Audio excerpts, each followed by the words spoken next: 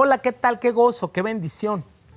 Hemos llegado al final de este mes y quiero felicitar a todos nuestros hermanos tesedistas que son fieles, que son constantes en la meditación de las Escrituras, que cada día están pendientes de la publicación y muy de madrugada, muy temprano están allí pendientes para hacer su tiempo con Dios. Dios te bendiga, siga adelante en tu vida de fe y con la gracia y el favor de Dios continuaremos cada día y procuraremos que este devocional esté a tiempo, llegue a tiempo a tu vida y esté listo en la red.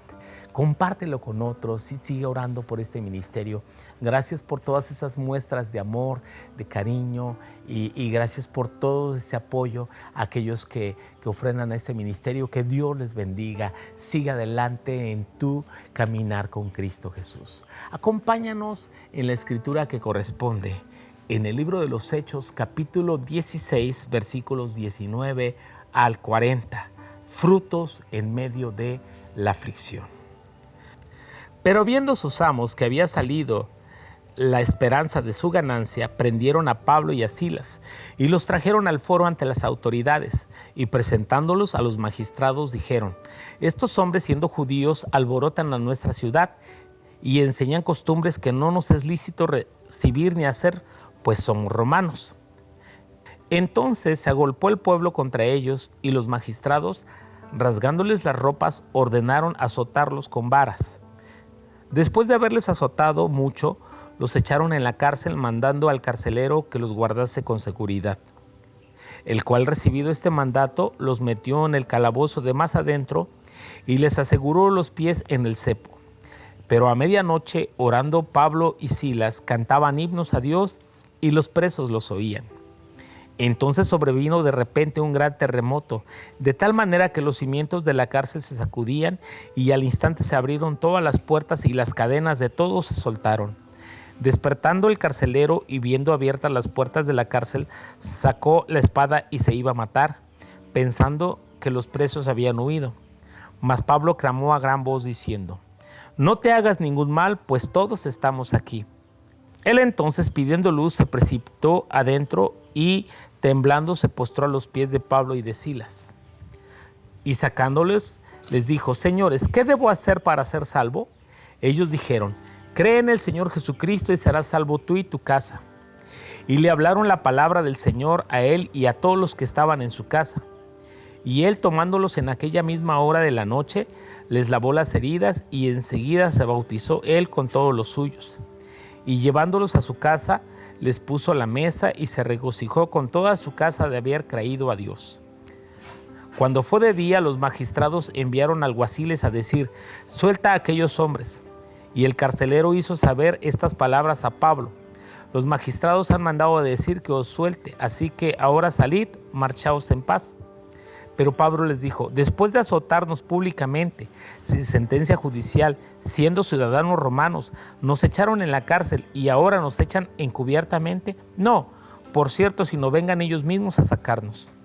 Y los alguaciles hicieron saber estas palabras a los magistrados, los cuales tuvieron miedo al oír que eran romanos. Y viniendo les rogaron y sacándoles les pidieron que salieran de la ciudad. Entonces, saliendo de la cárcel, entraron a la casa de Lidia y habiendo visto a los hermanos, los consolaron y se fueron. Frutos en medio de la aflicción. El Evangelio ha tenido un grande costo para que sea oído y predicado. A lo largo de la historia ha habido sufrimiento, mártires. Por supuesto que el mayor y más grande mártir es Jesús. Pero ha habido hombres y mujeres que han ofrendado sus vidas, su tiempo, sus sueños, sus carreras, su pasión para servir al Señor con todo su corazón, a pesar de la oposición, a pesar de la persecución. La evangelización necesariamente conlleva aflicción.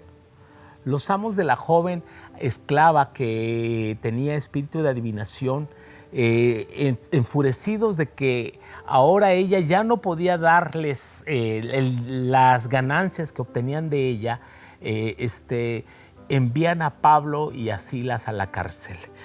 Y cuando en aquellos días solían hacerse juicios civiles en un foro, en un mercado. Sin embargo, los magistrados azotaron a Pablo y a Silas y ordenaron meterlos en el calabozo, en el cepo de más adentro. El cepo era un instrumento donde colocaban las pies y manos y a veces hasta la cabeza bajo cadenas. Imagine usted, después de ser azotado por lo menos 40 azotes o 39 azotes en la espalda, en las piernas, y estar literalmente desangrado, golpeado, quizás inconsciente, arrastrándolos, los encadenas. Por eso es que a la medianoche, quizás fue a la hora que volvieron en sí, comenzaron a alabar a Dios. Mientras los presos oían estas alabanzas, no sabemos qué canción estaba entonando Pablo y Silas. Quizás era cuán grande es Él. Y estaban agradeciendo al Señor. Y mientras ellos estaban alabando al Señor, la alabanza de Pablo sube hasta el trono celestial, de tal manera que el corazón de Dios se regocijó, hizo que ese regocijo de Dios sacudiera los cimientos de la cárcel y las puertas y cadenas de todos se soltaran. Esto en otro momento hubiera producido que todos los presos habrían oído, pero había una atmósfera de la presencia de Dios en ese lugar que nadie se había ido. El carcelero, por supuesto, tenía deseos de quitarse la vida porque de él dependía, de ello dependía su vida y su seguridad. Pero Pablo le gritó: no te hagas ningún mal, pues todos estamos aquí. El hombre sorprendido dijo: señores, ¿qué debo hacer para ser salvos? Ellos respondieron: cree en el Señor Jesucristo y serás salvo tú y tu casa. Creer en el Señor Jesucristo para ser salvo. Él oyó el Evangelio con toda su familia y aquella misma hora de la noche limpió sus heridas y se bautizó con toda su casa. Sí, y a la mañana siguiente, ahora sí bien, los magistrados mandan decir por medio de los alguaciles: pon a esos hombres en libertad, ya no los necesitamos, ya tuvieron su escarmiento.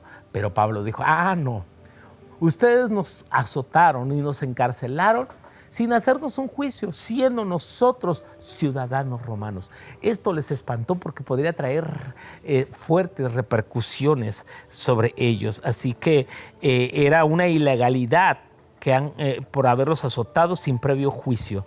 Así que ellos vieron los milagros en medio de soportar la aflicción. Quizás ellos pudieron decir: no me puede tocar porque soy ciudadano romano. Ellos no hubieran visto el milagro de la cárcel, no hubieran visto el milagro de la salvación de aquel carcelero con toda su familia. Así que no evites el camino de la aflicción, porque muchas veces en medio de ese camino vas a encontrarte con la gloria y el poder de Dios. Dios tiene control de nuestras vidas. ¿Cuántas veces bajo amenazas tenemos que seguir predicando? Podría contarte muchísimas historias de manera personal que estando predicando aún hemos sido amenazados con armas para dejar de hacerlo. Sin embargo, Dios ha sido suficientemente fiel para guardar nuestras vidas hasta este día. Yo recuerdo en una ocasión que mientras predicaba y un hombre armado decía que me callara, y yo dije: yo voy a continuar predicando, y si he de morir predicando, lo voy a hacer de pie. Y sabe, mientras los hermanos se pusieron de rodillas y algunos pecho tierra, yo continué predicando y Dios guardó mi vida. Sí, y Él se glorificó en aquel día.